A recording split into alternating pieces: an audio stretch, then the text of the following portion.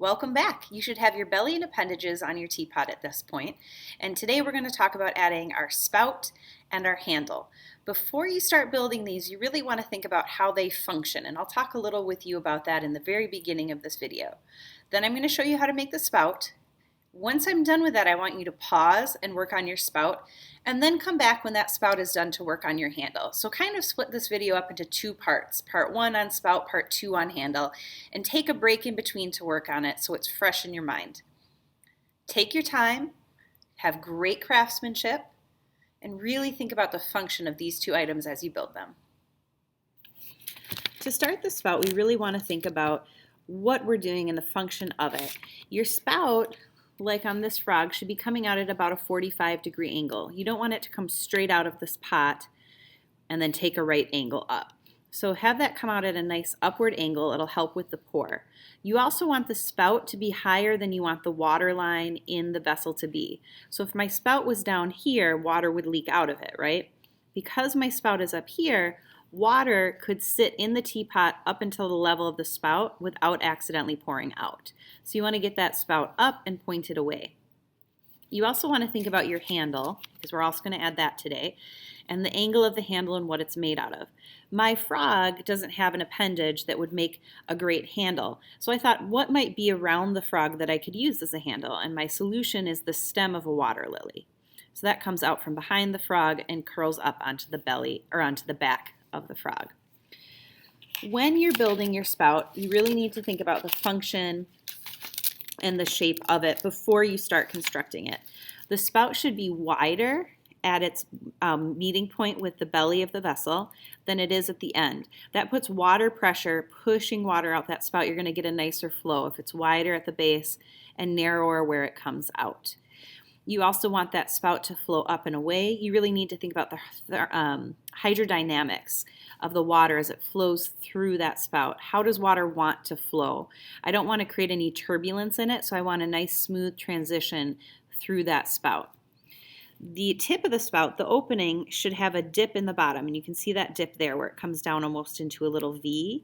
That helps the water pool into that one spot. So you want a nice V on the bottom. You don't want the bottom of your spout to be flat or just simply round. You want a little bit of a V down there.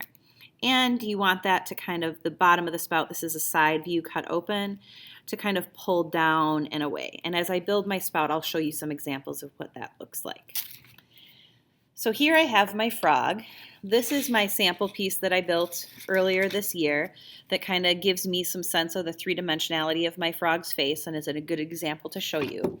But I also have a print-off full of images of frogs to look at as I build my face and spout at the same time, because I really want to be able to see well the different dimensions of that frog's head and mouth. What I have done is I've prepared the first parts. I've got the top of my spout and his head, and I've got the bottom of my spout and my head. Okay? It's going to open up like this, and that's how the water is going to flow out. If I turn it to the side, you can see I'm going to tip that head up and have the spout about here. Okay? I just did this by rolling a ball of clay and just simply pinching it into the shapes that I want.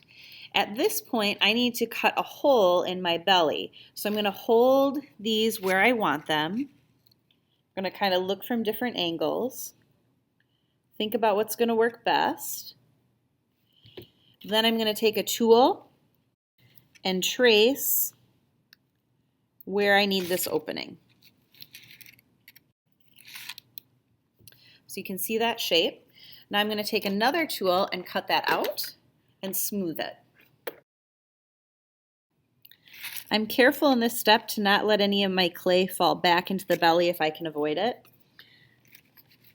I've cut out the shape. Now I'm just going to use my finger to go in and smooth those edges all the way around. Just looking to see that that shape is a nice even shape, kind of feeling to make sure it's smooth. If it's not, I'm going to smooth it out. I'm going to play with angles on where I want these to attach a little bit. And remember, I want that spout pointing up, so I'm having that frog looking up and away a little bit. And I'm going to use a little extra clay to fill the gap in the back of the head. I'm going to make a coil. I also need to take this opportunity to smooth the inside of this space out. So I'm going to start with a tool, a wooden tool, and then I'll come in with my finger, smooth out, and then I'm going to attach the bottom jaw. Using a coil to fill the gap on the bottom, and then my tool to blend on the inside. Now at this point, I have my basic mouth shape in. The edges of my spout, by the way I constructed it, have a little bit of a crack to it, so I'm going to fill that space in there. I'm going to spend some time smoothing this out, and then I'm going to come back in and I'm going to work on making sure that the tip of this little mouth is the right shape for a spout. As we look at this frog's mouth here, I want you to notice that the tip of the spout is rounded and it kind of dips down right here. And if I tried to pour water out of this, I'd probably want to pour out the sides. I want to direct the water right down the middle. So what I need to do is, even though it's not actually the shape of the frog's mouth, I need to make a channel that comes down and out of that mouth. I really need to think about the hydrodynamics. How is that water going to want to flow? And I need to make this function as a teapot. So I need to get this deeper and narrow on the inside. So if you look here, now there's a dip in the center point. And there, you can see that it's deeper in the middle than around the edges. The frog has a little bit of an underbite. And so an actual frog does. So what I want to do right now by extending that out, it's starting to look less like the frog. So I'm going to trim a little off. Then I'm going to remake that same kind of form. So I'm just using the rounded end of a tool to come in and pull down. So now I should have a spout. If you look at that shape, do you see that shape right there? That's what you want to see on the end of your spout. I should have a spout that's going to channel my water down and through this section. There's a nice opening into the belly of the teapot. It should pour really well. Now, I'm making a frog, so I'm going to go about the process of making my spout in one way. You are making a different animal most likely, so you need to problem solve making the spout on your animal. What's going to work best for you? How does that process work on your particular animal? I want to take a pause now and talk about an animal that might have a longer spout or a longer neck, because you're not going to build it in quite the same way I did with mine when it's more of a simple head connected pretty close to the body. There's a couple different ways that you can make a spout that's a little bit longer. One of those routes is to start with a pinch pot that's about the size and shape of your neck. So I'm going to make a pinch pot. And if I want it to be a neck, it's probably a little bit more barrel shaped. So I'm just forming it around my pinky right now until it's the shape and size that I would want my neck to be. And you can use your fingers as a center point, like I am, to form that pinch pot around if you need to make it longer. You can kind of squeeze that around your finger. And then what I'm going to do is at the end of my pinch pot, I'm going to simply pop out the bottom. So now instead of being a simple pinch pot, it's a hollow tube. And remember, we said that with our spouts, we want the base of the spout to be a little wider than the end. So here you can see it's a tube. So if this is the base of my spout, I might pinch that out just a little wider so that it narrows out as it gets towards this end. And then what I could do, if this is my teapot, let's say these are the shoulders that I'm attaching my neck to, I could attach this here to the neck, and then I could build the head off of that, just like I did the frog, but I'm building it off of this tube shape. So now I have a longer neck extension. You could make a longer neck by taking another object. I've got this paintbrush that's kind of long and skinny.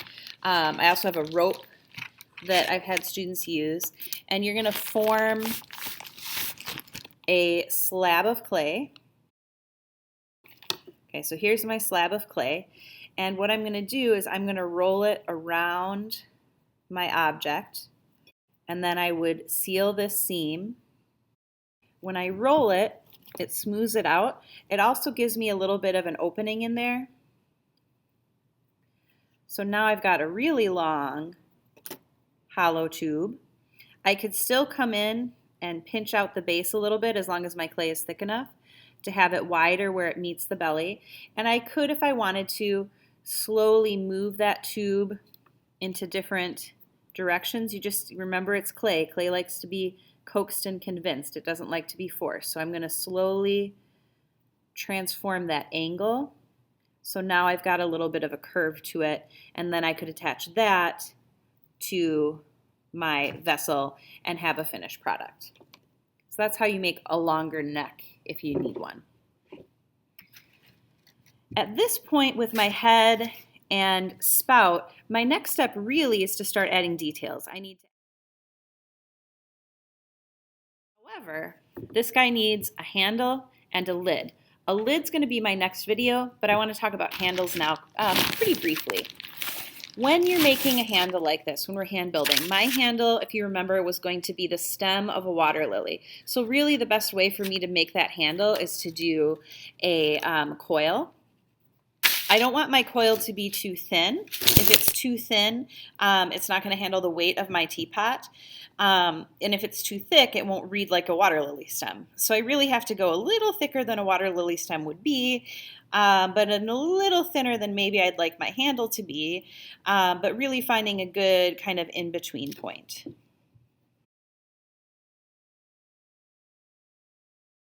right, so I've built my coil. I've tapered the end a little bit, kind of measured about how long I need it to be, and I want to create a handle that is narrower where it meets the base of the frog and wider at the top that I can fit at least 3 fingers into.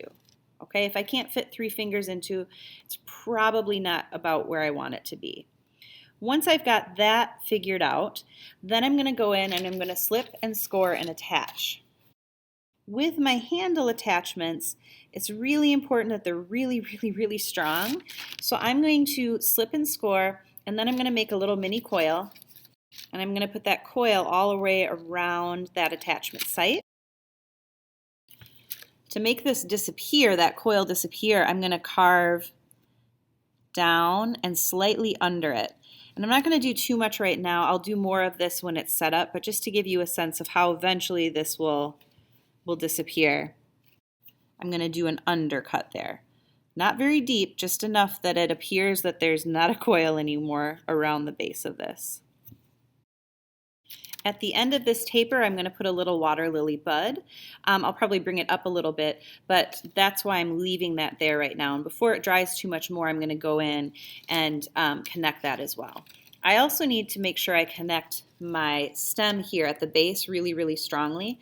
So I'm going to go in and score and slip and attach there as well. Make sure you add the coils to this step too. That attachment base on the base, the bottom of your handle, should be a little bit thicker and heavier than the one on top. I'm going to add just a little extra clay right here. I feel like it's a little thin.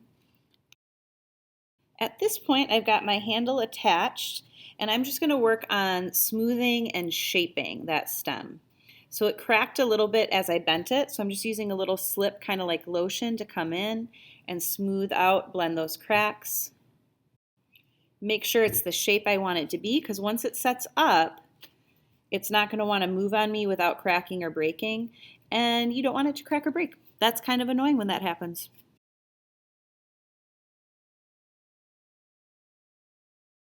All right, I've got my little tip here where I'm going to add my water lily eventually. I've got my tail blended that's what it looks like right now, right? I've got my lily flower blended nicely. I've got my head attached, and now it's really working on some details of that head and neck. When you come back next time, we're going to be adding your lid. So you really want to have some of these major details taken care of. Facial features, body shapes, and things like that, pretty solidified into a space that you really like how it's looking.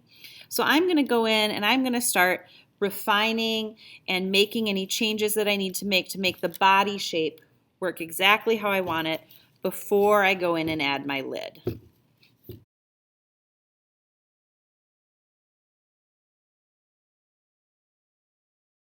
Liking the shape of my frog's head better, The next thing that I want to add are the ridges on my frog. So on his back, he has these kind of ridges that run down the length of the frog. I'm going to add those, and there's also a ridge that runs under his upper lip and kind of back into the body. So I'm going to add that as well. And I'm just going to do that simply with small coils of clay. Once I have those coils placed where I'd want, I'm going to just take my tool here and I'm going to blend it down and in to the body. This is a great way to make little rolls of fat, to add little muscle structures, or the fold of skin over other skin where legs and things meet bodies. But these coils, when you blend them in, can give you some subtle variations in your surfaces, which are always nice to have.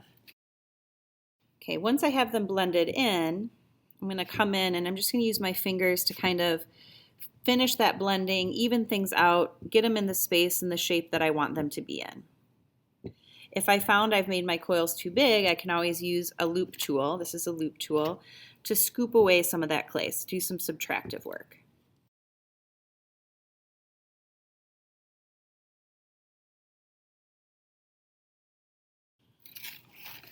All these changes, every time I add a new detail, it's starting to look better and better. So I'm just going to continue to add details like this to the body and really work on that body structure.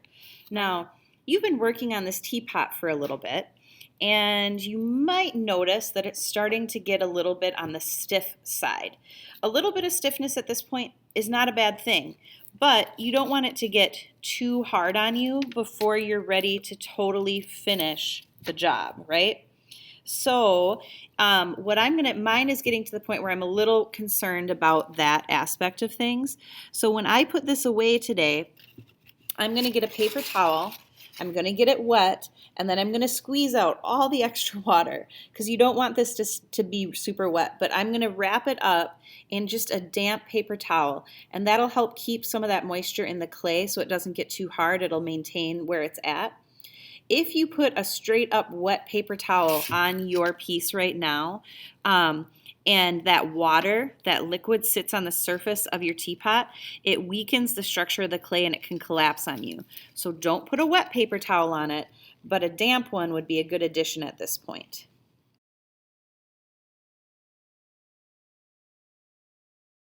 All right, at this point I'm going to clean him up, carefully wrap him up in a way that's not going to smush my tail, I keep calling it a tail, smush my handle. I better make it look less like a tail, huh? And get myself ready for that next step. So just kind of cleaning up and refining, getting ready for that next step, adding facial details, and adding a lid.